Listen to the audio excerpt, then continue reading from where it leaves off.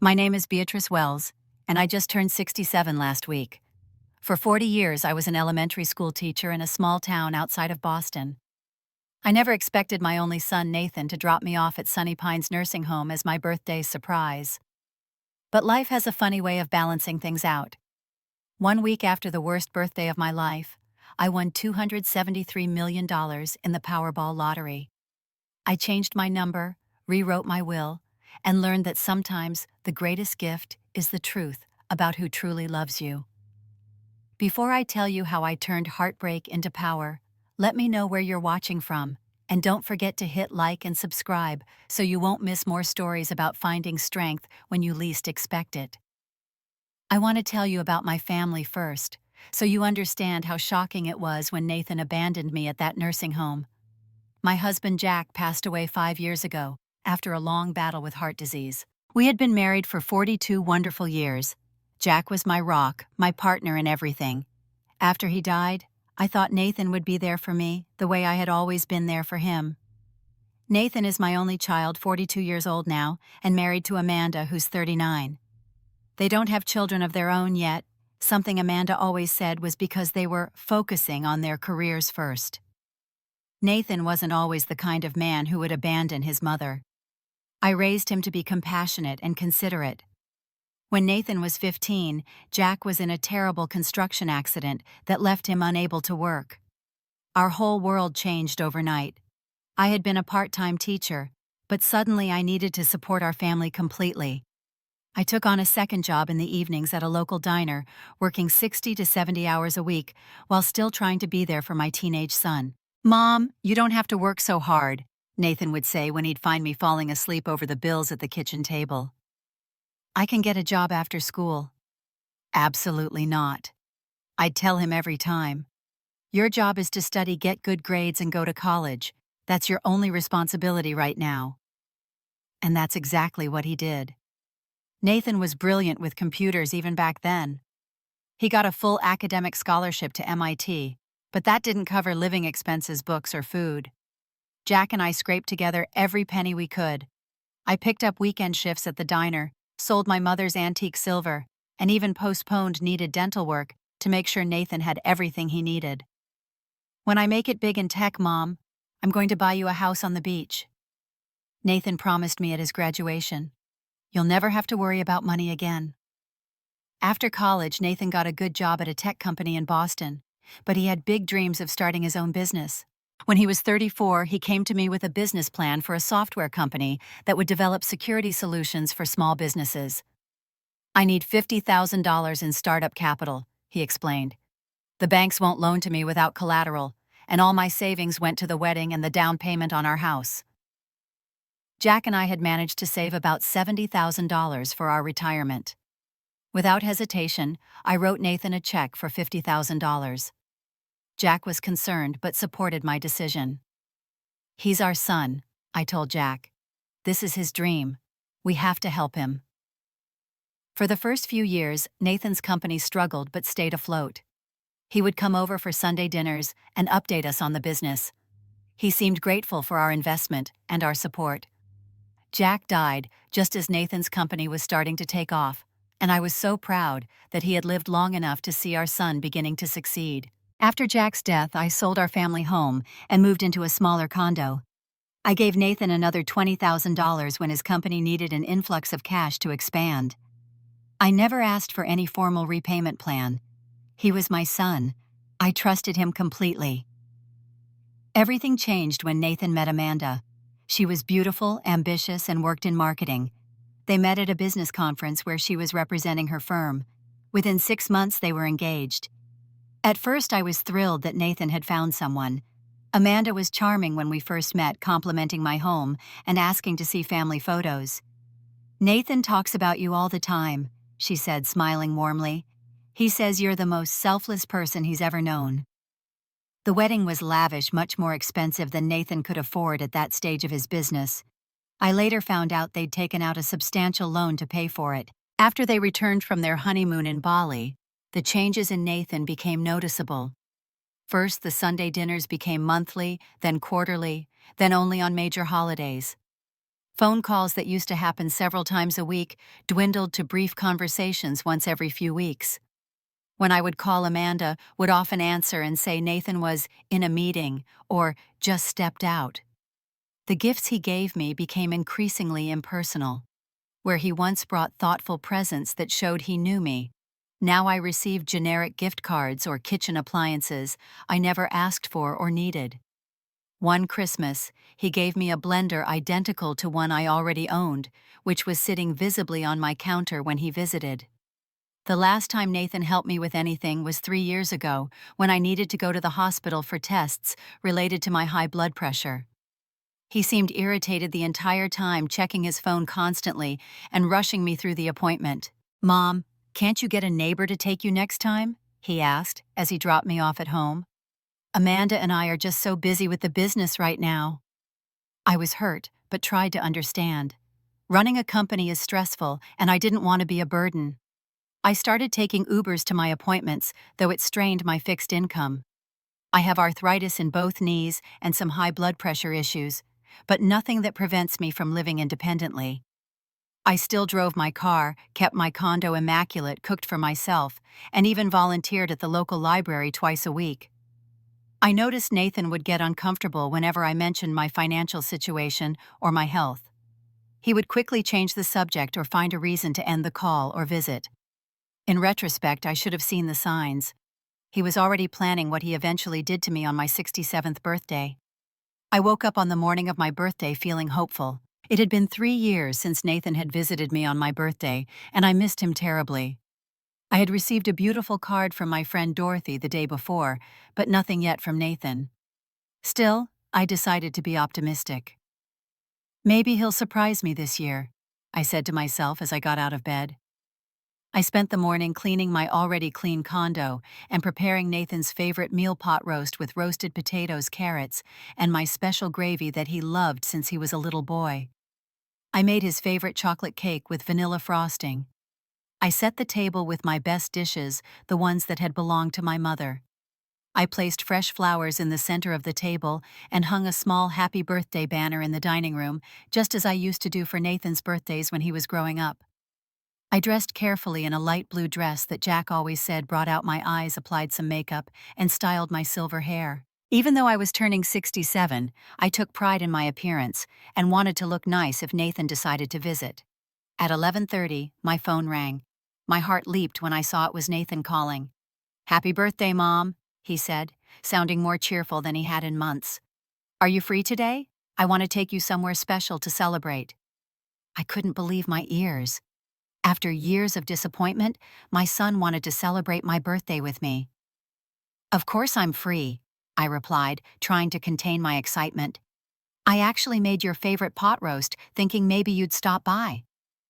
There was a slight pause before Nathan spoke again. "That's so sweet, Mom, but I have a better idea. Amanda and I want to take you somewhere really special. A surprise. Could you pack a small bag for the weekend? Comfortable clothes, toiletries, that kind of thing." "A weekend trip?" I asked, confused but delighted. "Where are we going?" "It wouldn't be a surprise if I told you." Nathan laughed. "Just pack a bag. We'll be there to pick you up at 1 o'clock. I was overjoyed. A weekend trip with my son and daughter-in-law. It had been years since we'd spent that much time together. I quickly packed a small suitcase with clothes for a few days, my medications and toiletries. I put the pot roast in the refrigerator, thinking we could have it when I returned. At precisely 1 o'clock, Nathan's black SUV pulled into my driveway. He came to the door while Amanda waited in the car. "Happy birthday, Mom," he said, giving me a quick hug. He seemed nervous, avoiding eye contact as he picked up my suitcase. "Thank you for doing this, Nathan," I said, my eyes welling with tears of happiness. "It means so much to me." "Sure, Mom," he mumbled, already heading back to the car. I locked my door and followed him, waving at Amanda in the passenger seat. She gave me a tight smile and a small wave back. As I climbed into the back seat, I noticed a folder of papers on Nathan's seat that he quickly moved to the center console. "So where are we going?" I asked eagerly as we pulled away from my home. "It's a nice place," Nathan said vaguely. "Very peaceful. You'll like it." As we drove, I noticed we weren't heading toward the highway that would take us to the mountains or the coast, the usual weekend destinations from our town. Instead, we were driving toward a part of the city I rarely visited. "Is this a new restaurant?" I asked, as the surroundings became less familiar. "Not exactly," Nathan said, his knuckles white as he gripped the steering wheel. After about 30 minutes, we turned onto a tree-lined drive with a large sign that read, "Sunny Pines Assisted Living and Nursing Facility." My heart dropped into my stomach. "Nathan, what is this?" I asked, my voice barely a whisper. He parked the car but didn't turn off the engine. "Mom, we need to talk." Amanda suddenly announced she needed to use the restroom and quickly exited the car, heading toward the building's entrance. "Mom, Amanda and I have been discussing this for a long time," Nathan began, still not looking at me. "We don't think it's safe for you to live alone anymore." I was stunned. "What are you talking about? I'm perfectly capable of taking care of myself." "Your arthritis is getting worse. Your blood pressure isn't well controlled. What if you fall? What if you forget to take your medication?" His words came out rehearsed, as if he'd practiced this speech. "Nathan, I've never fallen, and I've never forgotten my medication," I protested. "I still drive, I volunteer, I maintain my home. There's absolutely no reason for me to be in a nursing home." "It's not a nursing home, Mom. It's an assisted living facility," he corrected me, as if the name made any difference. "We've already signed all the paperwork. They have a room ready for you." I felt like I couldn't breathe. "You did this without talking to me on my birthday."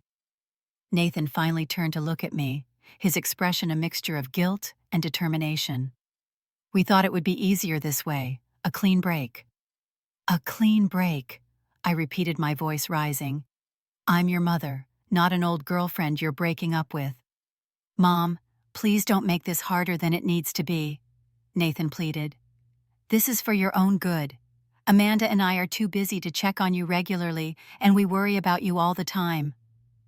"If you worried about me, you would call more than once a month," I shot back, anger replacing my initial shock. "You would visit me occasionally.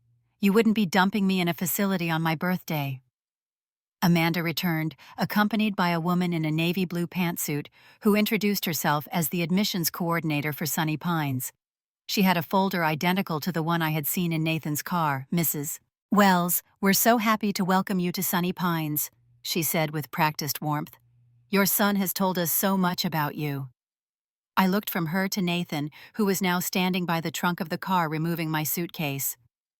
"I'm not staying here," I stated firmly.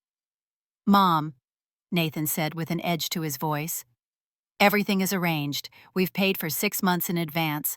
They have activities, medical staff, and people your own age to socialize with." "I have friends my own age," I replied coldly. "I have a home, a life, and until 5 minutes ago, I thought I had a son who loved me." Nathan flinched at that, but Amanda stepped forward. "Beatrice, this is for the best. Nathan has power of attorney now. All the paperwork is in order." "Power of attorney?" I gasped. "I never signed anything giving Nathan power of attorney." Amanda and Nathan exchanged a look that made my blood run cold. Had they forged my signature? How long had they been planning this?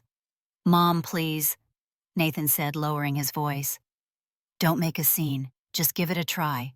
If you really hate it after a few weeks, we can discuss alternatives." I knew he was lying. If I went into that building, it would be nearly impossible to leave without their cooperation. I looked at my son, this man I had sacrificed so much for, and saw a stranger. The admissions coordinator took my arm gently. "Let's get you settled in Mrs. Wells. Your room is all ready." I considered making a run for it, but where would I go?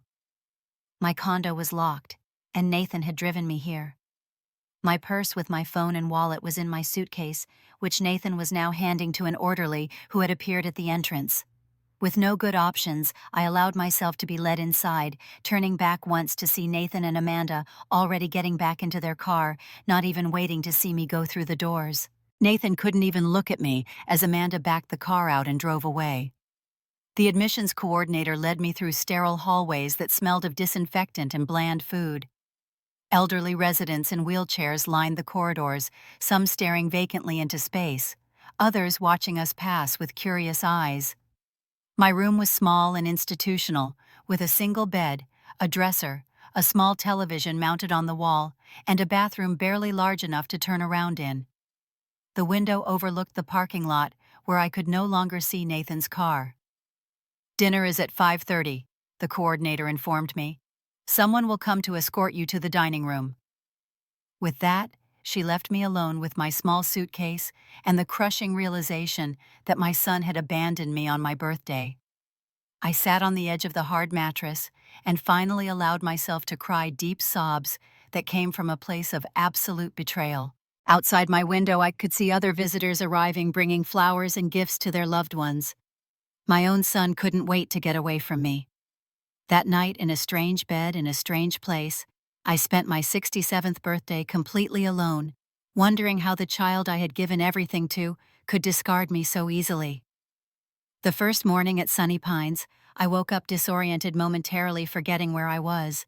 Then the events of the previous day came flooding back, and I felt a heaviness in my chest that made it difficult to breathe.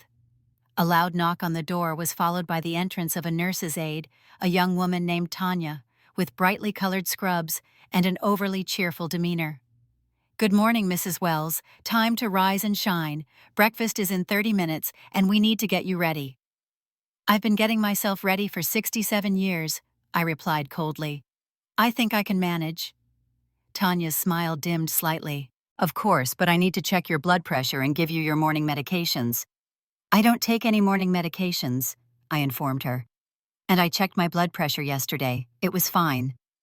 She consulted the chart she was carrying. "That's not what your son told us. He said you take blood pressure medication in the morning and evening, and that you often forget." I felt a surge of anger. Nathan was lying about my medical condition to justify putting me here. "My blood pressure medication is once a day in the evening," I stated firmly. "I have never forgotten to take it. Ever." Tanya looked uncertain, but took my blood pressure anyway. 120/78, she announced, sounding surprised. "That's actually very good for someone your age." "For someone my age," I repeated with a hint of bitterness. "I may be 67, but I'm not incompetent or incapable." After Tanya left, I dressed carefully in slacks and a blouse I had packed, applied some makeup, and did my hair. If I was going to be in this place even temporarily, I wasn't going to look defeated. The dining room was large and institutional, with round tables seating 6 residents each. The food was exactly what you'd expect, bland, overcooked, and served on compartmentalized trays, like in a school cafeteria. I picked at my rubbery scrambled eggs and stale toast, listening to the conversations around me. "My daughter hasn't visited in 3 months, an elderly man was saying to his table mate. "She's too busy with her job in Chicago." "My son put me in here after my wife died," another man responded. "Said he couldn't check on me every day. I owned my home outright, but he sold it. Said I'd never need the money in here." I realized with a chill that my story wasn't unique. Many of the residents had been placed here by children who found them inconvenient. After breakfast, I asked to use a phone. The receptionist directed me to a landline in a small alcove off the main lobby. With shaking hands, I dialed Nathan's number. It went straight to voicemail. I tried again. Same result. I called his work number and was told by his assistant that he was in meetings all day. "This is his mother," I said. "It's urgent that I speak with him." "I'm sorry, Mrs. Wells, but Mr. Wells left specific instructions not to be disturbed," the assistant replied coolly. I hung up and tried Amanda's cell phone. She answered on the 4th ring. "Beatrice," she said, her voice wary. "Is everything all right?" "No, everything is not all right," I replied, trying to keep my voice steady. "I need to speak with Nathan immediately." "He's in back-to-back meetings today," Amanda said. "And honestly, Beatrice, he's very upset after yesterday. The way you acted was unfair. We're trying to do what's best for you." "What's best for me?" I echoed incredulously. Abandoning me in a nursing home on my birthday without any warning? Lying about my medical condition? How is that what's best for me? You're being dramatic, Amanda replied coldly. Sunny Pines is a very nice facility. Many people would be grateful to have such care. I want to go home, I stated firmly. I don't need to be here, and I don't want to be here. There was a long pause before Amanda spoke again. That's not possible right now, Beatrice. The condo is being prepared for sale. The shock of her words hit me like a physical blow. What are you talking about? That's my home. Actually, with the power of attorney, Nathan has the authority to liquidate your assets to pay for your care, Amanda explained, as if she was discussing the weather rather than the theft of my home. The market is good right now, and your condo should sell quickly. I felt dizzy with rage and disbelief. I never signed a power of attorney. You did, Beatrice, Amanda countered smoothly. About 6 months ago, remember? When Nathan brought those papers for you to sign about your health insurance? I vaguely remembered signing some documents Nathan had brought over, telling me they were related to my Medicare supplement policy. I had trusted him completely and signed where he indicated without reading the fine print. What a fool I had been. That's fraud, I said, my voice shaking. I'll report this to the authorities. Go ahead, Amanda replied, her voice hardening. It will be your word against ours. And given your confused state and memory issues that necessitated your placement in care, I doubt anyone will take your claim seriously. The calculated cruelty of their plan became clear to me in that moment. They had orchestrated everything, getting me to sign the power of attorney under false pretenses, creating a false medical history to justify putting me in a home, and now selling my condo to pay for a facility I didn't need or want, all while making it nearly impossible for me to fight back. Why? I asked, my voice breaking. Why would you and Nathan do this to me? The business is struggling, Beatrice, Amanda admitted. We've had some significant financial setbacks.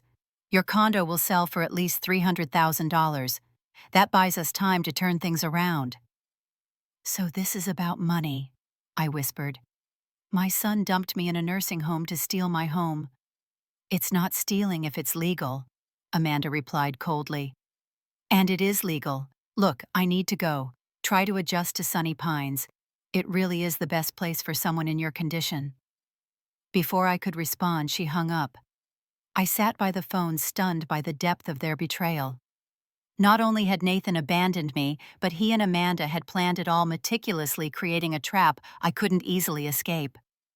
I returned to my room and took stock of my situation. I had my purse with about $200 in cash, my ID, credit cards, and a checkbook for an account that probably wouldn't remain under my control for long. I had a small suitcase of clothes and personal items.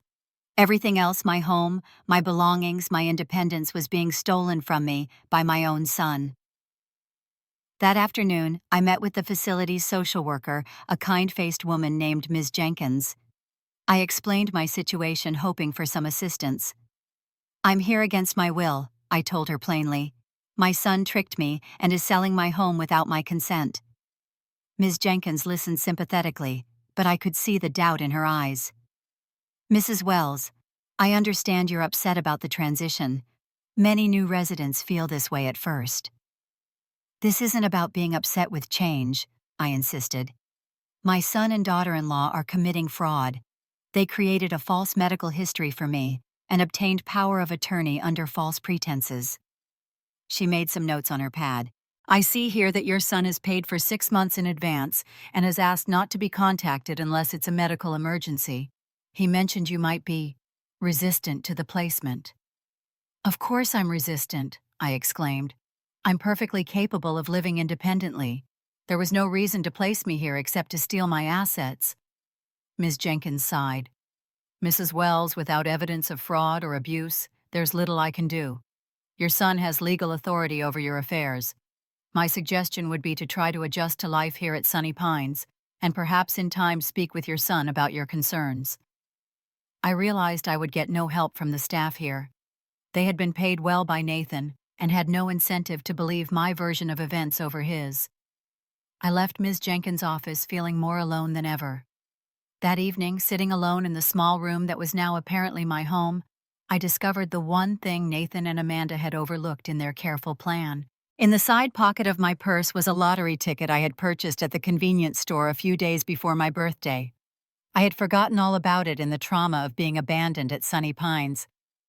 Fat lot of good a lottery ticket will do me now, I muttered to myself, setting it on the nightstand. Little did I know that small slip of paper would change everything. The next day, I met Ruby Williams during a mandatory social hour in the community room. Ruby was 70, with bright red hair she still dyed herself, and a sharp wit that instantly appealed to me. She had been at Sunny Pines for 3 years, placed there by her daughter after a minor stroke. My daughter Judith decided I couldn't live alone anymore after the stroke, even though my doctor said I had made a full recovery, Ruby explained as we sat together, ignoring the childish bingo game being organized by an activities coordinator. She sold my house and used the money to pay for this place, visits every Christmas and Mother's Day like clockwork, brings her kids who don't remember me, and thinks she's done her duty. My son left me here on my birthday, I confided. He and his wife are selling my condo to save their failing business. Ruby nodded knowingly. Unfortunately, your story isn't unusual here. Children get busy with their own lives, see their parents aging, and decide the convenient solution is to warehouse us where others will handle the burden of our care. Despite the depressing circumstances, I found myself warming to Ruby. She was realistic, but not bitter, maintaining her dignity and sense of humor despite her situation. The trick to surviving this place, Ruby advised, is to remember that you're still you.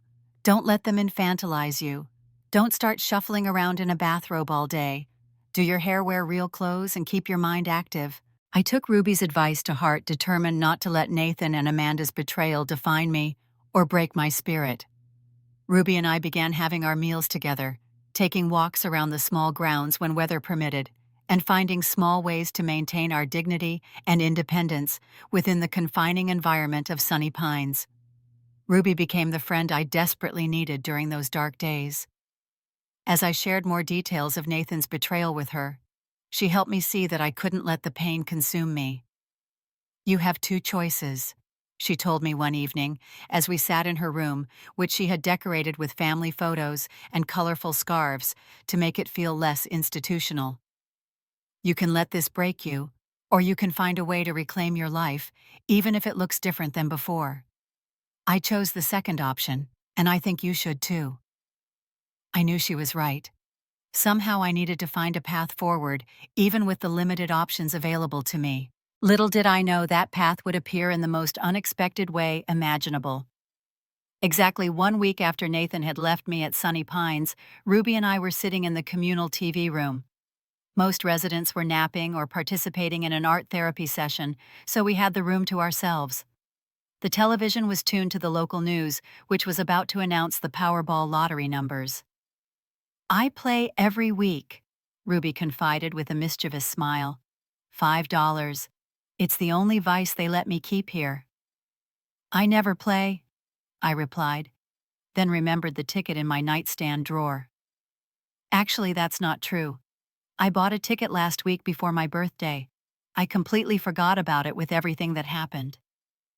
Well, go get it, Ruby urged, as the news anchor announced they would reveal the winning numbers after the commercial break. You never know.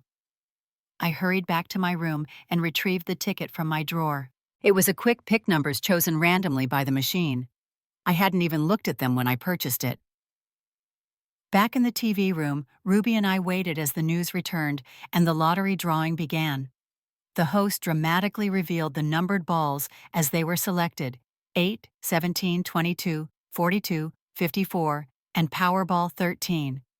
Ruby glanced at my ticket and gasped, "Beatrice, check your numbers." With shaking hands, I looked down at my ticket: 8, 17, 22, 42, 54, and Powerball 13. An exact match. I had won the Powerball jackpot of $273 million. For a moment, I couldn't speak or move. Ruby grabbed the ticket from my hand to double-check. "Oh my God, Beatrice," she whispered. "You've won. You've actually won the jackpot." The reality slowly sank in. After being abandoned by my son, after having my home and independence stolen from me, I had won an amount of money that would change everything.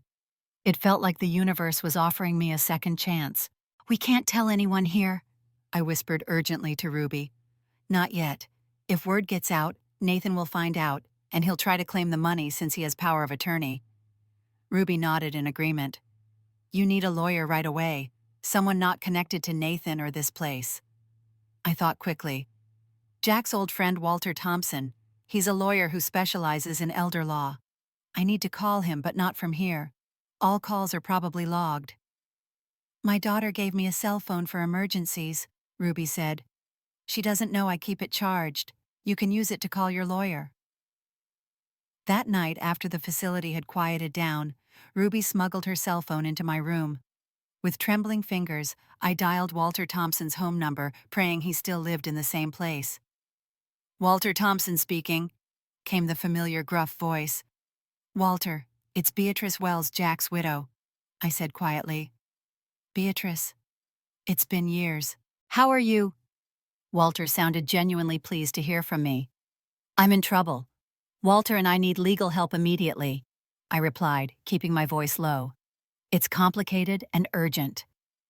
I explained my situation: Nathan abandoning me at Sunny Pines, the fraudulent power of attorney, the plans to sell my condo, and finally the lottery ticket that could change everything.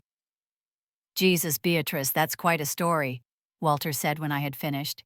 "Nathan was always a bit entitled, but I never thought he'd go this far. Where are you now?" "I'm still at Sunny Pines. I need to claim this lottery ticket before Nathan finds out, but I can't leave without raising suspicions." Walter thought for a moment. "Here's what we'll do. I'll come visit you tomorrow as an old family friend. I'll bring the paperwork to establish a new power of attorney with me as your agent. We'll get it notarized by a notary I'll bring with me. Then I'll take the ticket and claim it on your behalf." "Can we keep my name out of the papers?" I asked. "I don't want Nathan to know I've won." "Most states require disclosure of lottery winners' names, but we can create a trust to claim the prize. Your name won't be directly attached to it," Walter explained. "I'll set everything up." The next day, Walter arrived at Sunny Pines with a woman he introduced as his paralegal, who was also a notary. They were shown to a private visiting room where Walter explained he was there to check on his old friend's widow. Once we were alone with the door closed, Walter pulled out several documents. "Sign these," he instructed, pointing to the marked lines. "This revokes the power of attorney Nathan obtained and establishes a new one with me as your agent. This second document creates the BDUL's trust, which will claim the lottery prize, and this is a form for the Lottery Commission." I signed everything, my hand steady, despite the enormity of what was happening. The notary witnessed my signature, stamped the documents, and discreetly left to give us privacy. "Now where's the ticket?" Walter asked. I pulled it from my bra, where I had been keeping it since discovering its value. I was afraid to let it out of my sight. Walter examined it carefully, then placed it in a secure envelope. "I'll claim this today. They'll want to verify the ticket, which could take a few days. Once everything's confirmed, we'll move forward with getting you out of here." "What about the lump sum versus annuity option?" I asked, having watched enough lottery winner stories on the news to know about this choice.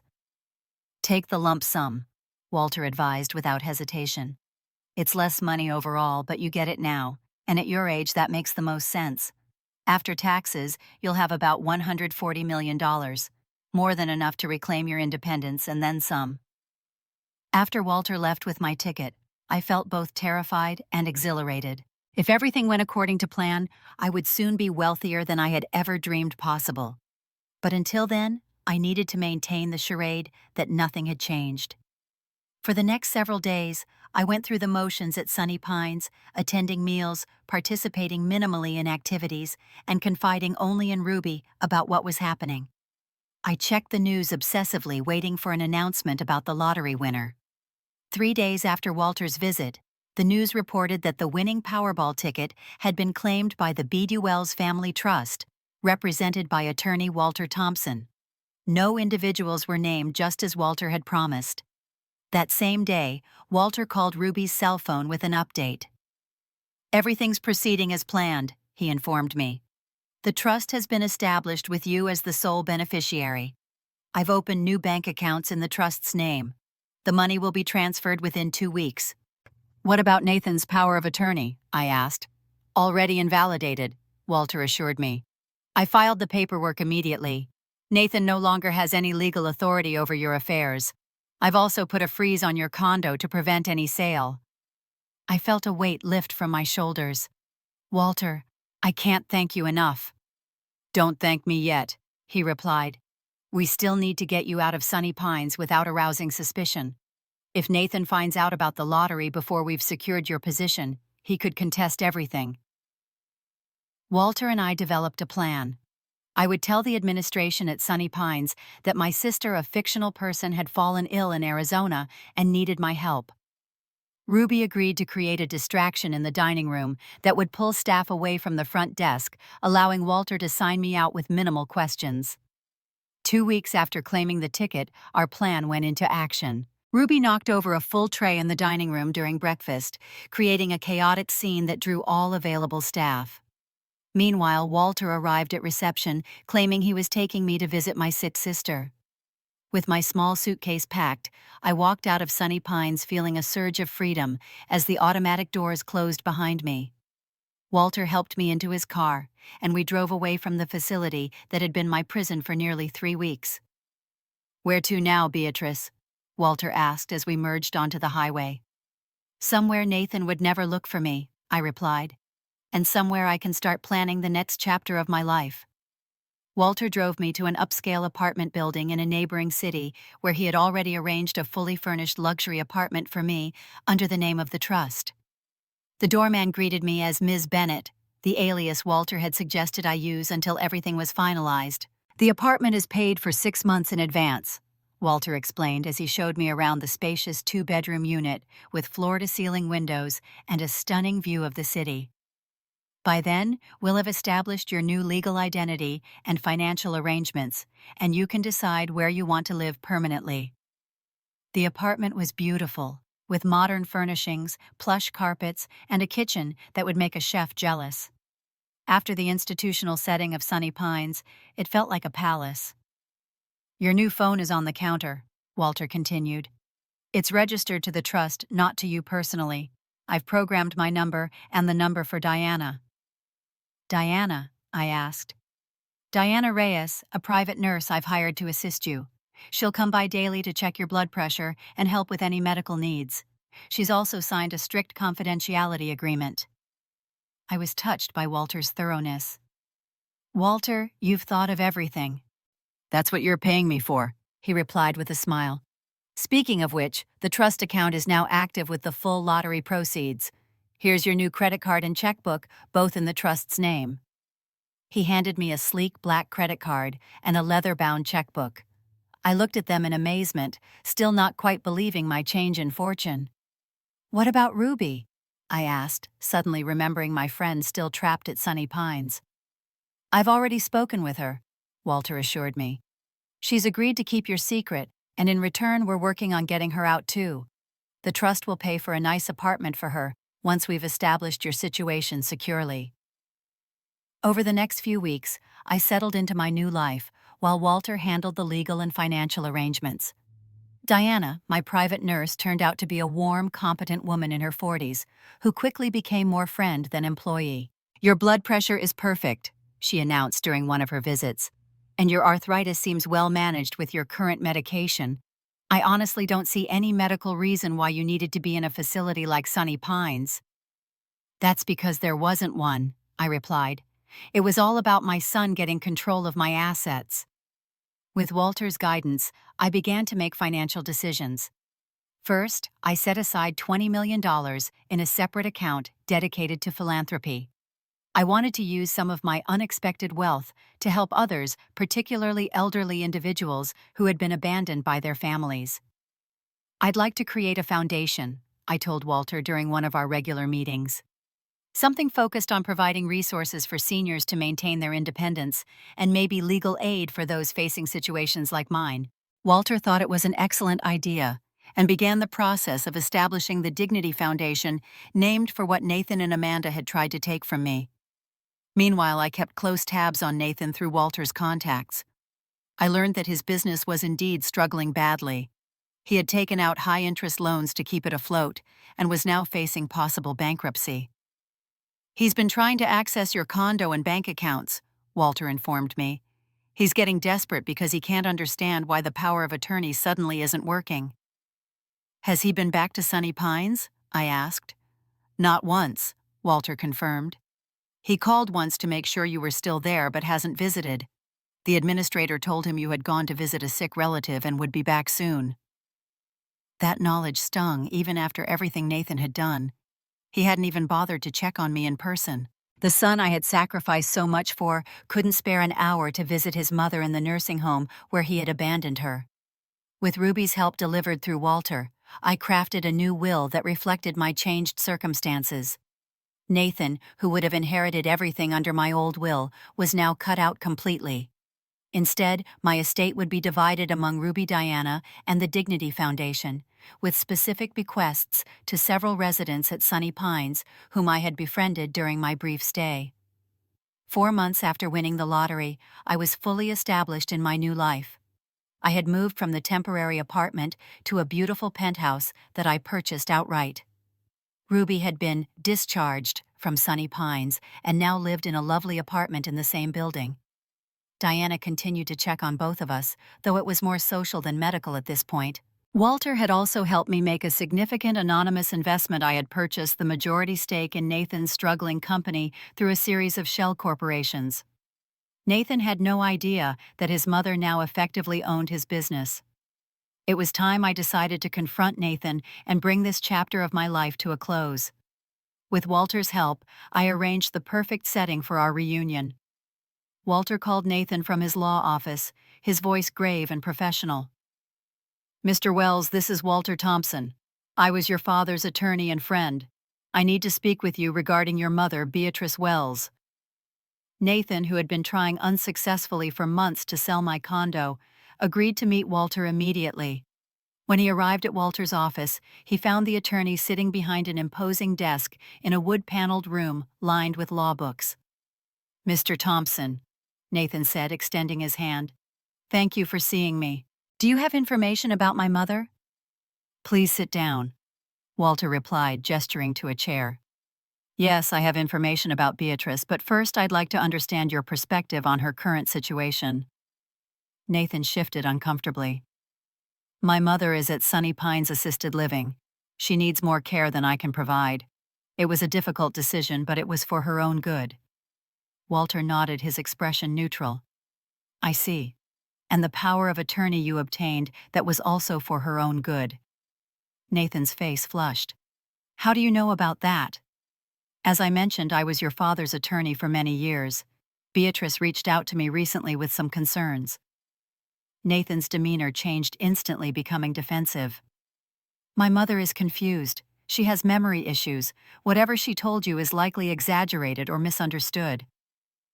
At that moment, the door to Walter's office opened, and I walked in. Nathan's face drained of color as he saw me dressed elegantly in a designer suit, hair professionally styled, looking nothing like the abandoned mother he had left at Sunny Pines. "Hello, Nathan," I said calmly, taking a seat next to Walter's desk. "Mom," Nathan gasped. "What? How are you here?" "Sunny Pines said you were visiting a relative."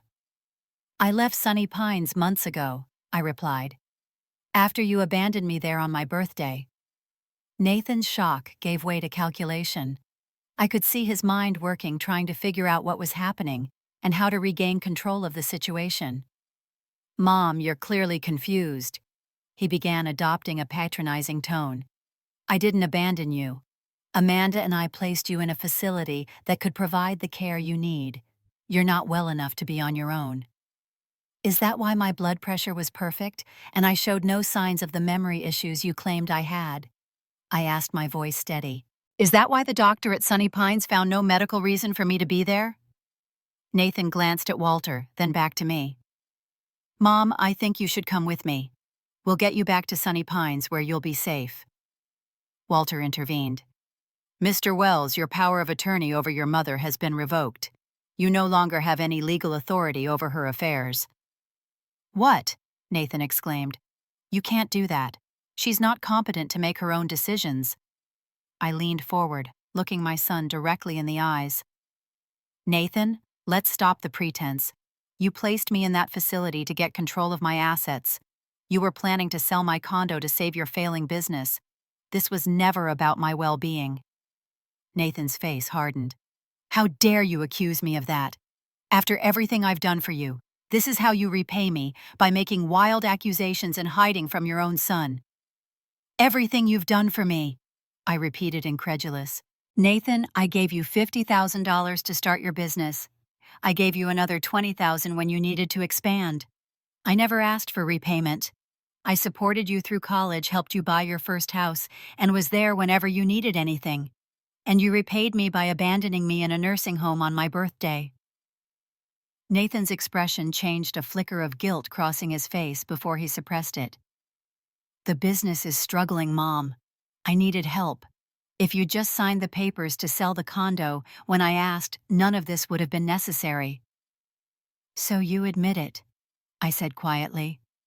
"This was about money, not my health." Nathan looked trapped. "You don't understand the pressure I'm under. The business is about to collapse. Amanda and I could lose everything. I didn't know what else to do." "You could have asked for help," I suggested, "instead of lying and manipulating me." "Would you have sold the condo to help me?" Nathan challenged. "I don't know," I admitted. "But we'll never know because you didn't give me the choice. You decided to take control instead of treating me with respect and honesty." Nathan slumped in his chair, the fight going out of him. "It doesn't matter now anyway. The business is beyond saving. We're filing for bankruptcy next week. I'll probably lose the house too." I exchanged a glance with Walter, who nodded slightly. "Nathan, there's something else you should know," I said. "Something happened after you left me at Sunny Pines." "What?" he asked listlessly. "I won the lottery." Nathan's head snapped up, his eyes wide with disbelief. "What did you say?" "I won the Powerball jackpot. $273 million. For a moment, Nathan looked like he might faint. Then, as the implication sank in his expression, transformed into one of calculated interest. "Mom, that's amazing," he exclaimed, suddenly animated. "We need to talk about how to manage this. I know some excellent financial advisors who could help you invest it wisely." "I've already handled that, thank you," I replied coolly. "Walter has been extremely helpful in setting up my affairs." Nathan's face fell, then brightened again.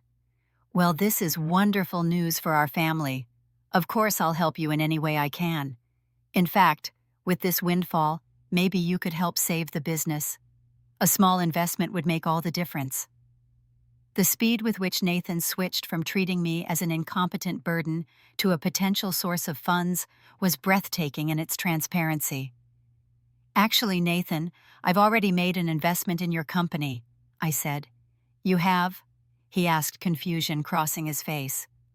Walter handed Nathan a folder.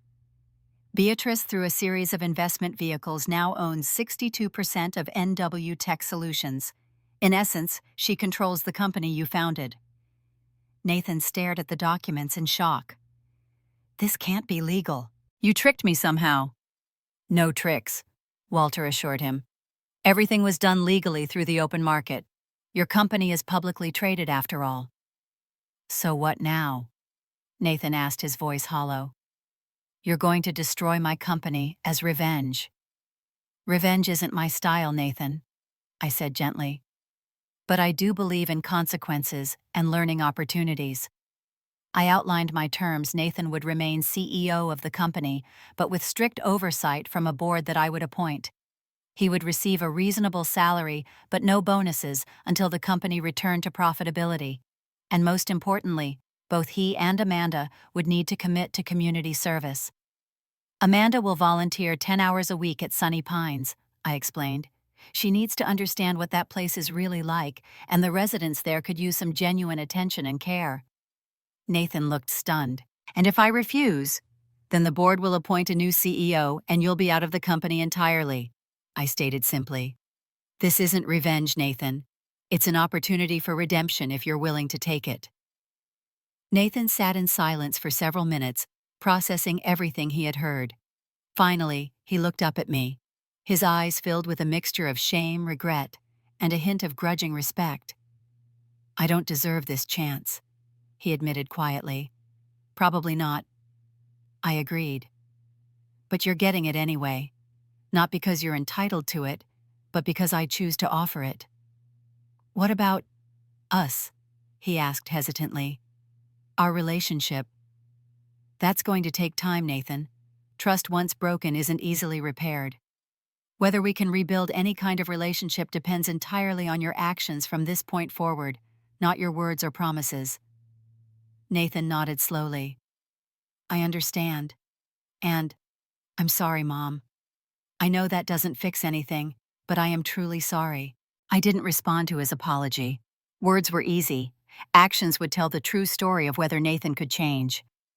As he left Walter's office looking both chastened and thoughtful, I felt no triumph or vindication, only a quiet sense that justice had been served without descending to cruelty or revenge. "Do you think he'll follow through?" Walter asked after Nathan had gone. "I don't know," I replied honestly. "But I've given him the opportunity to be better than he was. The rest is up to him." As I walked out of Walter's office that day, I felt lighter than I had in months. I had confronted the betrayal, set boundaries, and offered a path forward that preserved my dignity while giving Nathan a chance to redeem himself. It wasn't a fairy tale ending, but it was a resolution I could live with. 1 year after the day Nathan left me at Sunny Pines, I sat in the garden of my new home, a beautiful house overlooking the ocean. Ruby was beside me in a matching garden chair, both of us enjoying the warm sunshine and the sound of waves crashing on the shore below. "Did you ever imagine we'd end up here?" Ruby asked, sipping her iced tea. "Never in a million years," I admitted with a smile. "From abandoned at a nursing home to living by the sea, life is full of surprises." My healing journey hadn't been instantaneous. For months after confronting Nathan, I experienced waves of grief, anger, and disbelief. How could the child I had raised, the son I had sacrificed so much for, have betrayed me so completely? There were nights I cried myself to sleep, mourning not just Nathan's betrayal, but the loss of the relationship I thought we had. Diana, my nurse-turned-friend, suggested I see a therapist, and that turned out to be excellent advice. Dr. Lynn Harris helped me process my feelings and understand that Nathan's actions reflected his flaws, not my worth as a mother or a person. "You can acknowledge the pain without letting it define you," Dr. Harris had told me during one particularly difficult session. "And you can set boundaries without closing your heart completely." Slowly, I began to rebuild my life around new relationships and purposes. Ruby became like a sister to me. We traveled together, taking cruises to places we'd always wanted to see: Alaska, the Mediterranean, the Caribbean. We joined book clubs and took art classes. We volunteered with the Dignity Foundation, which was now helping dozens of seniors navigate legal challenges similar to what I had faced. Diana remained part of my life too, no longer as my nurse, but as a dear friend who brought her children to visit regularly. Her youngest daughter, Sophia, called me Grandma B, which always warmed my heart. As for Nathan, his journey of redemption had been complicated but promising. True to my conditions, he had worked under the oversight of the board I appointed, accepting their guidance with a humility I hadn't seen in him before. The company had slowly returned to profitability through a combination of better management practices and a new product line. Amanda had initially resisted volunteering at Sunny Pines, going through the motions with obvious resentment. But something unexpected happened around the 3-month mark. She bonded with an elderly resident who had been an advertising executive in her youth and who offered Amanda genuine mentorship in marketing. Amanda began spending extra hours there, eventually leading a project to redesign the facility's dreary communal spaces. Nathan and I had begun rebuilding our relationship with small, careful steps. Monthly lunches became bi-weekly, then weekly. Our conversations, initially stiff and formal, gradually became more genuine. I didn't trust him completely yet, but I could see he was trying to change. 6 months after our confrontation, Nathan had come to me with a business proposal using company resources to develop affordable technologies that would help seniors maintain their independence longer. It was a thoughtful idea that aligned with the mission of the Dignity Foundation, and I approved the project's funding. "I want to make amends," he had explained, "not just to you, but to all the people like you who deserve better than what society often gives them." The Sunny Pines facility itself had undergone a transformation. The Dignity Foundation had purchased it 6 months after I left and implemented sweeping changes, better staff-to-resident ratios, improved food, more engaging activities, and most importantly, a strict ethical code regarding residents' rights and dignity. My wealth had given me the power to effect these changes, but money alone couldn't heal the emotional wounds of betrayal. That healing came through processing my feelings, building new connections, finding purpose in helping others, and slowly, cautiously, allowing Nathan the opportunity to earn back some measure of trust. The foundation received 10 new applications this week, Ruby informed me, interrupting my reflections. All seniors facing financial exploitation from family members. Walter thinks we can help all of them. I nodded, feeling a sense of purpose that had become central to my new life. Set up the consultations. I want to meet with each of them personally. As the sun began to set over the ocean, casting golden light across the waves, I reflected on the strange journey that had brought me here.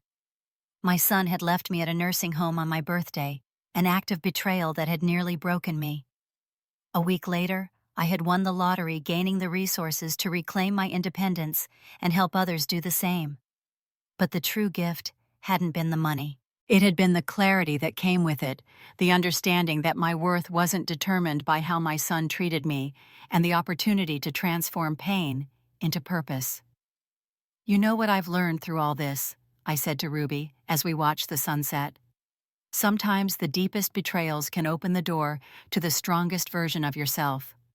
When Nathan abandoned me, I never imagined it would lead me here to a life more meaningful and connected than the one I had before." Ruby reached over and squeezed my hand. "Life has a funny way of giving us what we need, even when it comes wrapped in pain." I nodded, feeling profound gratitude for where I had landed after such a difficult journey. I don't know if Nathan will ever fully understand that by abandoning me, he actually set me free. And maybe that's the greatest birthday gift I never knew I needed. Have you ever had a moment when what seemed like the worst thing that could happen actually opened the door to something better? I would love to hear your stories in the comments below. And if this story touched you, please like, subscribe, and share it with someone who might need to hear that. Betrayal doesn't have to be the end of their story. Thank you for listening, and remember, it's never too late to reclaim your dignity and build a life filled with purpose and connection.